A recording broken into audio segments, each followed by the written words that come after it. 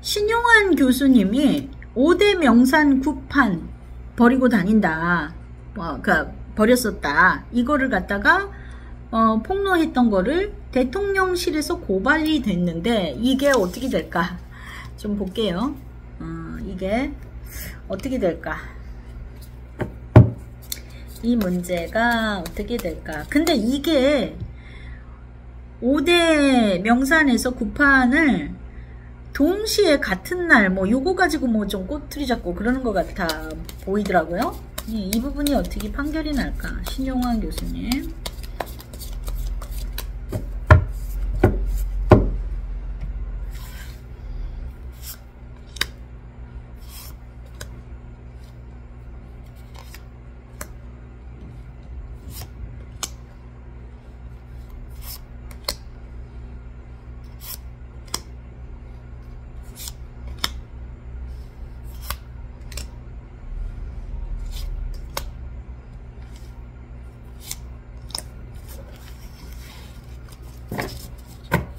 네.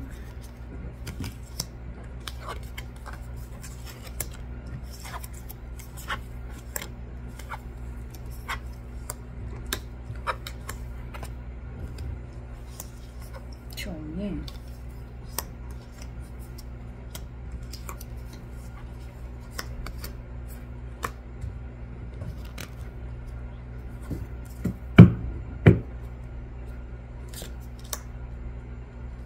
근데 이걸로 이 사람이 무슨 일을 고초를 겪을까의 부분에 있어서는 불러다가 얘기해보고 그럴 수는 있겠지만 저는 문제 없을 것 같아 보이는데요.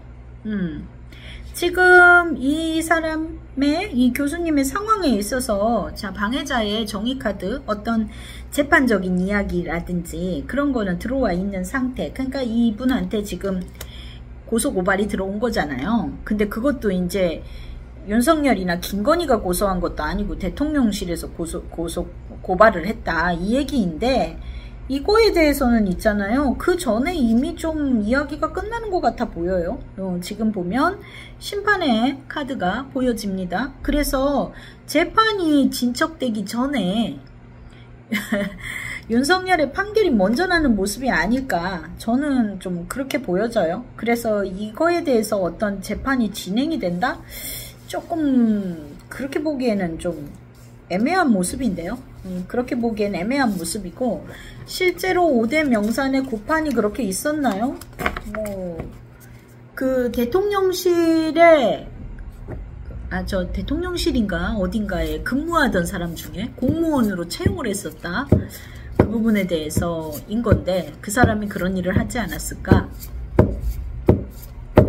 자, 실제로 구술 근데 동시에 이런 것까지는 저기 하지만 어떻게 됐던 실제로 무속적인 행위를 했나? 저는 했을 가능성 높은 모습이라고 봐요. 했을 가능성이 높은 모습이다 라고 봅니다. 자, 일단 지금 보면은 소드의 7번 카드 이거는 남의 눈을 숨어가면서 무언가를 꾸미고 할 때도 굉장히 많이 나오는 카드예요. 남의 눈을 속이고. 그리고 전차 카드가 있습니다. 전차 카드라는 거는 이 전차라는 카드 자체가 이게 이제 어떤 이 그림이 그렇게 잘 보이시지는 않겠지만 이 전차라는 것 자체가 어떤 신성적인 의미가 있어요. 왜냐하면 여기에 이렇게 하늘을 뜻하는 어떤 별자리라든지 이런 것들이 많이 연결되어 있는 카드예요. 그리고 달의 카드이기도 하고요. 그래서 어떤 그러한 행위를 할 수 있는 카드의 모습입니다. 그리고 지금 에이트 오브 펜터클 지금 보면은 협력해서 뭔가를 하고 있죠. 그래서 어느 정도 신빙성은 있는 이야기일 거라고 봐요. 어떤 이 남몰래 어떤 무속적인 행위 이런 거를 좀 원거리죠. 이건 또 원정을 가잖아요.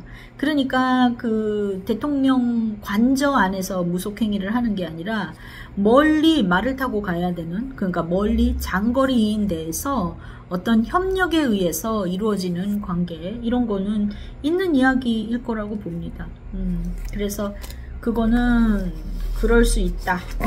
이렇게 카드는 보여지고요. 신용환 교수의 앞으로의 운세에 대해서는 그다지 운세가 지금 좋은 상황은 아니었던 것 같아요. 이분이 다시 정치 쪽으로 복귀한다기보다는 좀 패널로 활동하실 가능성이 높은 모습으로 보였고요. 그거에 대해서는 좀 과거에 운세 본 동영상이 따로 있습니다. 그건 좀 링크 걸어 놓을게요.